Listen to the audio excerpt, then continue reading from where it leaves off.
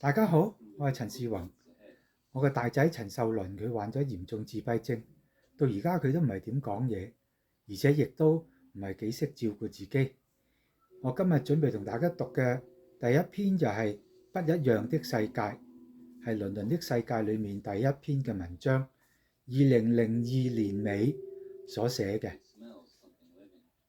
我哋嘅生活苦嘅時候好多，樂嘅時候都唔少，但勞心勞力就少不了啦。呢一個係一個不一樣嘅世界，我終於立定心意，要將呢個世界介紹俾大家認識。倫倫係我嘅大仔，今年啱啱滿16歲。佢4歲嘅時候被診斷患咗兒童自閉症 （Childhood Autism）。自閉症兒童天生有重大障礙，無法與世界正常溝通。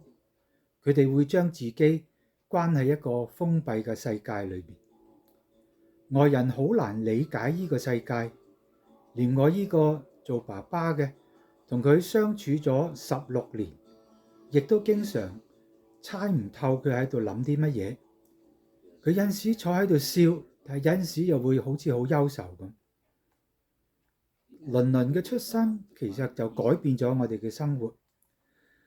證實佢患咗自閉症之後，我哋知道從今以後需要大幅度調整我哋嘅生活。如此，我哋就開始活喺一個不一樣嘅世界之中。呢一種生活別有滋味，唔係過來人好難單憑片言隻語，又或者單憑想像嚟加以體會。簡單嚟講，佢成咗我哋生活嘅重心，一切嘅生活作息都係圍繞佢而作出安排。16年嚟，每日如是。跟所有人一樣，我哋嘅生活有苦有樂。中肯地講，苦嘅時候好多，樂嘅時候都唔少。勞心勞力一定少不了啦。關鍵其實最重要嘅係能唔能夠接受個事實，睇得開，親朋戚友同埋社會係咪支持？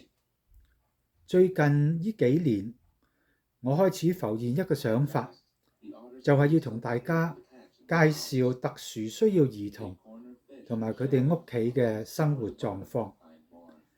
特殊需要兒童大都唔識嚟到表達自己，家長就因為終日糾纏喺起居飲食、舟車勞頓嘅種種雜務裏邊，基本上係冇時間，亦都冇精力向大家講述自己嘅故事，以致呢個群體成為非常沉默嘅一群，寂靜無聲地活在社會嘅邊緣角落之中。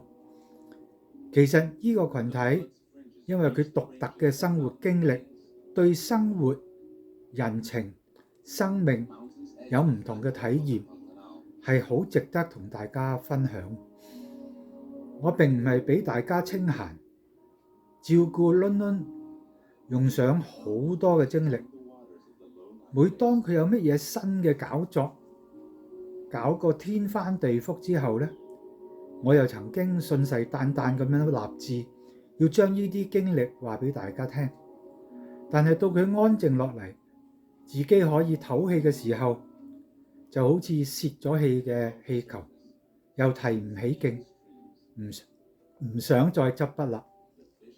如果再咁拖落去，再過幾年，阿倫倫都成年，我腦海中就會消失更多嘅記憶，以前生活中嘅奮鬥換成咗更多嘅空白，好唔值得。寫一個專欄，目的其實係強迫自己回味生活中嘅種種，睇下自己有冇認真地活過。呢個專欄唔係寫俾倫倫睇嘅，因為我相信佢唔識得讀。雖然係寫倫倫，但係亦都唔係全部淨係寫佢。寫句，因為我最熟悉佢。如果有一日佢突然識得讀書寫字，我可能會受唔住。好，今日同大家講到呢度。